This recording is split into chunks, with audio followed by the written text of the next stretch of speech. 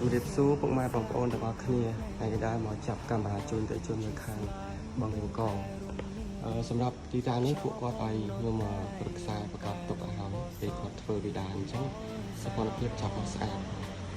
ធ្វើឲ្យគាត់ទៅអត់ប៉ះពាល់អញ្ចឹងពុកម៉ែបងប្អូនដែលមានតម្រូវការចង់ឲ្យពួកខ្ញុំប្រឹក្សាប្រកបឬក៏ពួកខ្ញុំដំឡើងកាមេរ៉ាអីអាចទាក់ទងមកខាងយើងខ្ញុំបាននៅទីតាំងនេះគាត់ជ្រើសរើសប្រភេទ brand Hikvision ដែលមានមុខងារច្រើននេះចេញចុងក្រោយឆ្នាំ2026ក្នុងមាន3 option មក full បើន័យថានិយាយឆ្លើយឆ្លងបានជាបបតាមទូរស័ព្ទដៃស្រូបសលេង color ទៅយើងថ្ងៃទៀតអញ្ចឹងបងប្អូនទៅដល់ណាក៏អាចនិយាយឆ្លើយឆ្លងបានដែរឲ្យទូរស័ព្ទឲ្យបងប្អូនមានអ៊ីនធឺណិតសម្រាប់គុណភាពអានេះធានាឲ្យបងប្អូនឆ្នាំវត្តច្បាស់ភាពវា3 megapixel 3K បងសំទុះ6 megapixel អញ្ចឹងពេលយើងចាប់មកលើពីដាននេះស្អាតបែបនេះបងស្អាតមកអញ្ចឹងបងប្អូនខំធ្វើដេកអស់លុយច្រើនហើយជឿរកជាងដាក់សូវមានជំនាញខាងផ្នែកបច្ចេកទេសកាមេរ៉ាឬក៏ network អ៊ីនធឺណិតអីអាចតាក់ទងមកខាងយើងខ្ញុំបានខ្ញុំរៀបចំជូនបងប្អូននេះជំរាបសួរពុកម៉ែបងប្អូនទាំងអស់គ្នាហើយដែលមកចាប់កាមេរ៉ាជូនទៅជូននៅខាងបងរៀងកង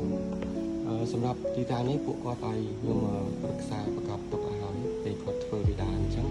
សកម្មភាពចាប់ឲ្យស្អាតធ្វើឲ្យគាត់ទៅអត់ប៉ះពាល់អញ្ចឹងពុកម៉ែបងប្អូនដែលមានតម្រូវការចង់ឲ្យពួកខ្ញុំប្រឹក្សាប្រកបឬក៏ដំឡើងកាមេរ៉ាអី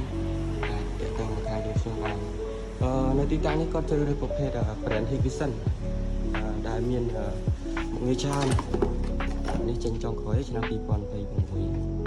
ក្នុងមាន3 option មក full បើន័យថានិយាយឆ្លើយឆ្លងបានជាបបតាមទូរស័ព្ទដៃស្រូបសលេង color ទៅយើងថ្ងៃទៀតអញ្ចឹងបងប្អូនទៅដល់ណាក៏អាចនិយាយឆ្លើយឆ្លងបានដែរឲ្យទូរស័ព្ទឲ្យបងប្អូនមានអ៊ីនធឺណិតសម្រាប់គុណភាពអានេះធានាឲ្យបងប្អូនឆ្នាំទៅ6 megapixel អញ្ចឹងពេលយើងចាប់មកលើពីដាននេះស្អាតបែបនេះបង